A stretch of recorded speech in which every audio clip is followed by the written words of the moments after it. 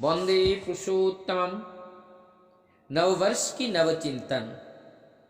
आने वाले कुछ ही क्षण बाद हम लोग नए वर्ष में कदम रखेंगे और साथ ही इसमें 25 दिसंबर प्रभु जीसस का जन्मदिन भी है। दोनों त्यौहार को हम अत्यंत हर्ष और उल्लास के साथ इसको मनाएंगे। नववर्ष और क्रिसमस का त्यौहार हम सभी के लिए प्रेरणा देती हैं, आनंद देती हैं। हर्ष और उल्लास का ये त्यौहार होता है। हम लोग इस त्यौहार को एंजॉय करने के लिए विभिन्न प्रकार के प्लानिंग बनाते हैं। कोई भी योजना बनाने से पहले उसके वास्तविक उद्देश्य को हमें समझना अत्यंत आवश्यक है। हमें सबका सम्मान करना है, सबको प्यार करना है। इसी में अपने माता पिता, पूर्वज, संस्कृति, संस्कार सबको साथ लेकर चलना है। नववर्ष प्रभु का जन्मदिन हम सब एक दूसरे के साथ मिल करके मनाएं। इससे कोई ग्लानि नहीं है, लेकिन हमें इस सब को एंजॉय करते हुए हमारी संस्कृति, संस्कार को भूलना नहीं है। उसको याद करते हुए और उस नियम नीति पद्धति में हमें अपने जीवन को चलाना है। ईसा मसीह का जन्मदिन को बड़ा दिन के रूप में मनाया जाता है। साथ ही ईसा मसीह का जन्म के छठे दिन बाद नया साल का आगमन होता है और उसे नया साल के रूप में मनाया जाता है।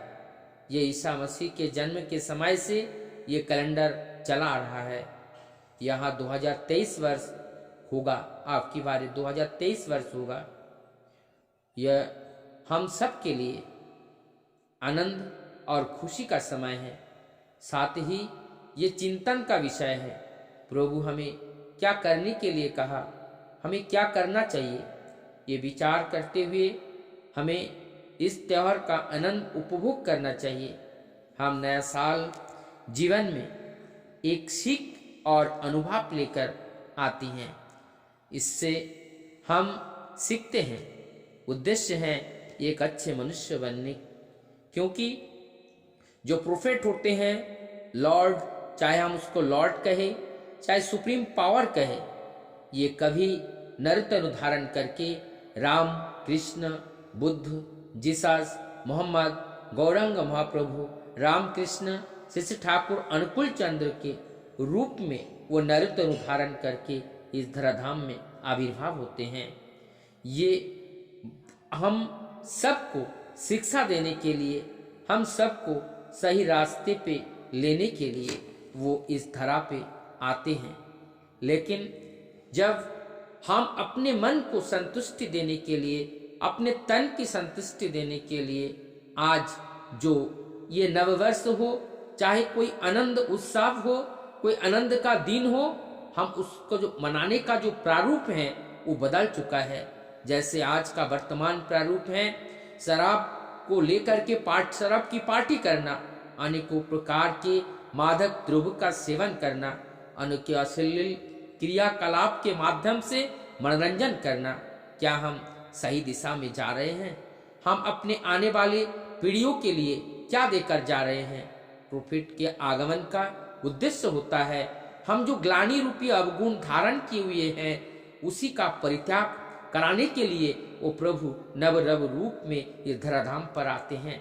इसलिए तो भगवान श्री कृष्ण ने अर्जुन को बोलते हैं, यदा यदा ही धर्मस्य ग्लानिर्भवति भारता अभ्युत्थानम अधर्मस्य तदात्मनं सृजाम्यहम् परित्राणाय साधूनां विनाशाय च दुष्कृतं धर्म संस्थापनार्थाय संभावामि युगे युगे।